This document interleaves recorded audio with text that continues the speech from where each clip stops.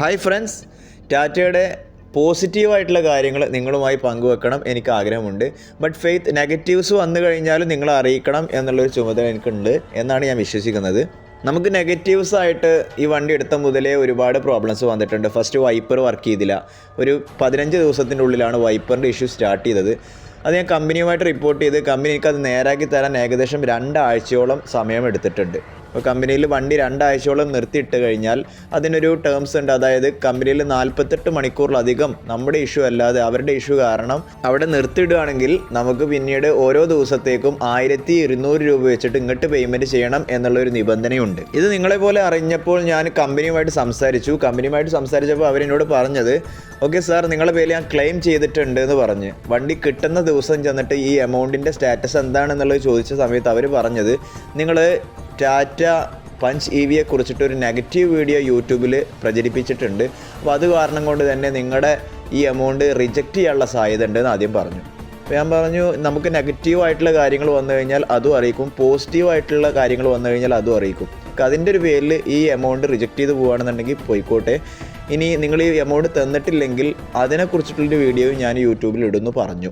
അവർ തന്നെ പലതും പറയുന്നുണ്ട്, ചിലപ്പോൾ കിട്ടാനുള്ള സാധ്യതയുണ്ടെന്നൊക്കെ പറയുന്നുണ്ട്. എങ്ങനെയാണെങ്കിലും കിട്ടിയാലും വേണ്ടില്ല, കിട്ടിയിട്ടില്ലെങ്കിലും വേണ്ടില്ല, അടുത്ത കംപ്ലയിൻറ്റ് നമ്മളിത് സ്റ്റാർട്ട് ചെയ്തു. അതിനിടയിൽ അതാ രസം, വണ്ടിയുടെ റിവേഴ്സ് ക്യാം വർക്ക് ചെയ്യുന്നില്ല.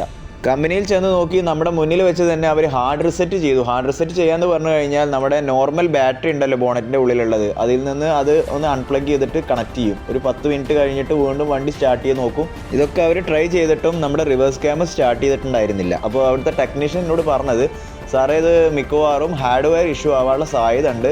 അപ്പോൾ ഹാർമൻ എന്ന് പറയുന്ന ഇതിൻ്റെ സിസ്റ്റത്തിൻ്റെ കമ്പനിയുമായിട്ട് നമുക്കൊന്ന് ബന്ധപ്പെടണം. അവരോട് ബന്ധപ്പെട്ട് അവർ ഇവിടെ വന്ന് ചെക്ക് ചെയ്യണമെന്നുണ്ടെങ്കിൽ ഏകദേശം 4 ദിവസത്തോളം എടുക്കുന്നതാണ്. ആ 4 ദിവസം കഴിഞ്ഞിട്ട് നിങ്ങളെ വിളിക്കാം, നിങ്ങളിപ്പോൾ പോയിക്കോളൂ എന്ന് പറയായിരുന്നു. അങ്ങനെ നിങ്ങളിപ്പോൾ കാണുന്നത് 4 ദിവസം കഴിഞ്ഞിട്ട് നമ്മൾ കമ്പനിയിലോട്ട് ചെല്ലുന്ന ആ സീനാണ്. കമ്പനിയിലോട്ട് നമ്മൾ ചെന്നു. അവിടെ ഹാർമൻ്റെ ഭാഗത്ത് നിന്ന് വന്നിട്ടുള്ള എഞ്ചിനീയറൊക്കെ ഉണ്ടായിരുന്നു. അവർ നമ്മുടെ വണ്ടി ഫുള്ളായിട്ട് ചെക്ക് ചെയ്യുന്ന സമയത്ത് നമ്മളോട് ഏകദേശം ഒരു 3/4 മണിക്കൂറോളം അവിടെ വെയിറ്റ് ചെയ്യൂ സാർ, ഞങ്ങൾ ചെക്ക് ചെയ്തിട്ട് എന്താ സ്റ്റാറ്റസ് പറയാമെന്ന് പറയായിരുന്നു.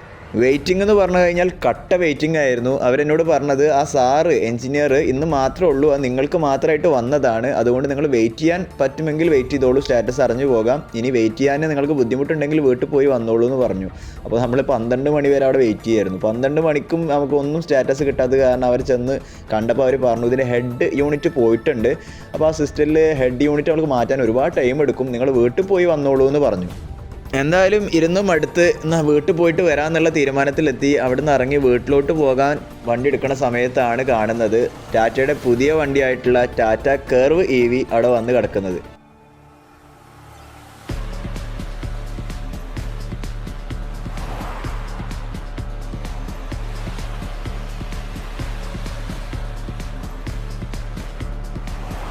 ഇൻറ്റീരിയറിലുള്ള ആ ഫീച്ചർ റിച്ച് ഡിസൈൻ, പുറത്തുനിന്ന് നോക്കുന്ന സമയത്ത് ആ പുതിയ സെഗ്മെൻ്റ് ആയിട്ടുള്ള കൂപ്പേ ടൈപ്പ് ഡിസൈൻ ആരും നോക്കി പോകും. അത്രയും അട്രാക്റ്റീവാണ് ടാറ്റ കർവ് EV. എന്തുണ്ടായിട്ട് എന്താ കാര്യം, ടാറ്റയുടെ സർവീസ് ഒരുപാട് മെച്ചപ്പെടുത്തേണ്ടിയിരിക്കുന്നു. ടാറ്റയുടെ ഇലക്ട്രിക് വെഹിക്കിൾസിന് മാത്രമായിട്ട് മലപ്പുറത്തൊക്കെ പുതിയ ഇലക്ട്രിക് വെഹിക്കിൾ ഷോറൂമും സർവീസൊക്കെ വരുന്നുണ്ടെന്നൊക്കെ പറയുന്നുണ്ട്. അതൊക്കെ വന്നു കഴിഞ്ഞാൽ നമ്മൾ രക്ഷപ്പെട്ടു എന്ന് പറയാം. നമ്മുടെ വണ്ടിയുടെ സ്റ്റാറ്റസ് അറിയാൻ വേണ്ടിയിട്ട് വൈകിട്ട് 5 മണിക്ക് അവരോട് കോൺടാക്ട് ചെയ്തപ്പോൾ അവർ പറഞ്ഞത്, നിങ്ങളെ ഹെഡ് യൂണിറ്റിന് വേണ്ടിയിട്ട് ഞങ്ങൾ ഹാർമനിലോട്ട് റിക്വസ്റ്റ് കൊടുത്തിട്ടുണ്ട്, അത് 4 ദിവസത്തിൻ്റെ ഉള്ളിൽ എത്തും, അത് എത്തിക്കഴിഞ്ഞാൽ നിങ്ങൾക്ക് റീപ്ലേസ് ചെയ്ത് തരുന്നതാണ്, അപ്പോൾ അന്ന് നിങ്ങൾ വണ്ടി കൊണ്ടുവന്നാൽ മതി, ഇപ്പോൾ വണ്ടി കൊണ്ടുപോയിക്കോളൂ എന്ന് പറഞ്ഞിട്ട് 6 മണിക്കുള്ളിൽ എന്നോട് എത്താൻ പറയുകയായിരുന്നു. വണ്ടി അവിടെ നിന്ന് എടുത്ത് നമ്മൾ പുറത്തിറങ്ങുന്ന സമയത്ത് ഇതിൻ്റെ സ്റ്റിയറിങ്ങിലുള്ള സ്വിച്ചുകളൊക്കെ നോക്കുന്ന സമയത്ത് ഒന്നും വർക്ക് ചെയ്യുന്നില്ല. കൊണ്ടുപോയി കൊടുക്കുന്ന സമയത്ത് ഇതൊക്കെ വർക്കിംഗ് ആയിരുന്നു. അതവിടെ കയറി കാര്യം പറഞ്ഞ സമയത്ത് അവരെന്നോട് പറയുന്നത്, നിങ്ങൾ അഡ്ജസ്റ്റ് ചെയ്ത് യൂസ് ചെയ്യൂ, അതിപ്പോൾ അവർ അതിൽ വയേഴ്സൊക്കെ അങ്ങോട്ടും കണക്ട് ചെയ്ത് കൊടുത്തുള്ള പ്രോബ്ലംസ് ആയിരിക്കാം, നിങ്ങൾ 4 ദിവസം കഴിഞ്ഞാൽ എന്തായാലും വണ്ടി കൊടുത്തിടൂലേ, അപ്പോൾ അതൊക്കെ ശരിയാവുന്നതാണ് എന്നാണ് പറഞ്ഞത്. അപ്പോൾ ഞാനും അങ്ങോട്ട് പറഞ്ഞു, ഇതൊന്നും ഇല്ലാതെ ഈ വണ്ടി എന്തിനാണ്, ഞാൻ വണ്ടി കൊണ്ടുവന്ന സമയത്ത് ഈ ഇഷ്യൂ ഒന്നും ഉണ്ടായിരുന്നില്ല, ഇപ്പോൾ പുതിയ ഇഷ്യൂകൾ തുടങ്ങിക്കൊണ്ടിരിക്കുകയാണ്, എനിക്കിത് നടക്കില്ല എന്ന് പറഞ്ഞപ്പോൾ അവർ പറഞ്ഞു, എന്നാൽ സാർ നിൽക്കൂ, ഒരു 5 മിനിറ്റ് വെയിറ്റ് ചെയ്യൂ, ഞാൻ ടെക്നീഷ്യനെ വിളിച്ചിട്ട് ഒന്നുകൂടി നോക്കി തരാമെന്ന് പറഞ്ഞ് ടെക്നീഷ്യൻ വന്ന് വണ്ടി ഉള്ളിലോട്ട് കൊണ്ടുപോയി. അവന് ഒരു 15 മിനിറ്റ് കഴിഞ്ഞിട്ട് തിരിച്ചു വന്ന സമയത്ത് എൻ്റെ മുഖത്തോക്കി ചേക്കുകയാണ്. അവൻ ചോദിക്കുകയാണ്, നിങ്ങൾ എന്തിനാണ് രാവിലെ ഇവിടെ വണ്ടി കൊണ്ട് വന്നത്? അപ്പോൾ ഞാൻ പറഞ്ഞു, എൻ്റെ റിവേഴ്സ് ക്യാം വർക്ക് ചെയ്യാത്തതിൻ്റെ ഒരു ഇഷ്യൂ കാരണമായിരുന്നു. എന്നാൽ സാറേ, ഞാൻ ഇപ്പോൾ ചെക്ക് ചെയ്ത സമയത്ത് റിവേഴ്സ് ക്യാം ഇതാ വർക്ക് ചെയ്യുന്നു, ഞാൻ ഒന്നും ചെയ്തിട്ടില്ല, ഞാനൊന്ന് ജസ്റ്റ് കണക്ട് ചെയ്ത് കൊടുത്തിട്ടുള്ളൂ, റിവേഴ്സ് ക്യാം വർക്ക് ചെയ്ത് തുടങ്ങിയിട്ടുണ്ടല്ലോ എന്ന് പറഞ്ഞു. ഇത് ഇടയ്ക്ക് വന്നിട്ടും പോയിട്ടും ആയിരുന്നു എന്ന് ചോദിച്ചു. അല്ല, 5-6 ദിവസത്തിൻ്റെ മുകളിലായിട്ട് അത് വർക്ക് ചെയ്തിരുന്നില്ല എന്ന് പറഞ്ഞപ്പോൾ അവൻ പറഞ്ഞു, എന്താണെന്നുള്ളത് അറിയില്ല. അപ്പോൾ നന്നായിട്ട് വർക്ക് ചെയ്യുന്നുണ്ടെന്ന് പറഞ്ഞു. ഞാനിപ്പോൾ ഇതുവരെയും യൂസ് ചെയ്തിട്ടും ഒരു കുഴപ്പമില്ല, നന്നായിട്ട് വർക്ക് ചെയ്യുന്നുണ്ട്. അപ്പോൾ അവൻ തന്നെ എൻ്റെ അടുത്ത് പറഞ്ഞു ഇത് പോകാനുള്ളതാണെങ്കിൽ 2-3 ദിവസത്തിനുള്ളിൽ എന്തായാലും ഇനിയും പോകും, കമ്പനിയിൽ എന്തായാലും കൂടുതൽ അതിനെക്കുറിച്ച് പറയണ്ട, കമ്പനി അവിടുന്ന് ക്ലെയിം ചെയ്തിട്ടുണ്ടല്ലോ സാധനം, അപ്പോൾ വരുന്ന സമയത്ത് എന്തായാലും നിങ്ങളെ വിളിക്കുന്ന സമയത്ത് വന്നിട്ട് അതൊന്നുകൂടിയും മാറുകയാവും നിങ്ങൾക്ക് നല്ലതെന്ന് പറഞ്ഞു. ആയിക്കോട്ടെ ഞാൻ വരണ്ടെന്നും പറഞ്ഞു. ഇങ്ങനെയൊക്കെയാണ് നമ്മുടെ വണ്ടിയുടെ കണ്ടീഷൻ ഇപ്പോഴത്തെ അവസ്ഥ.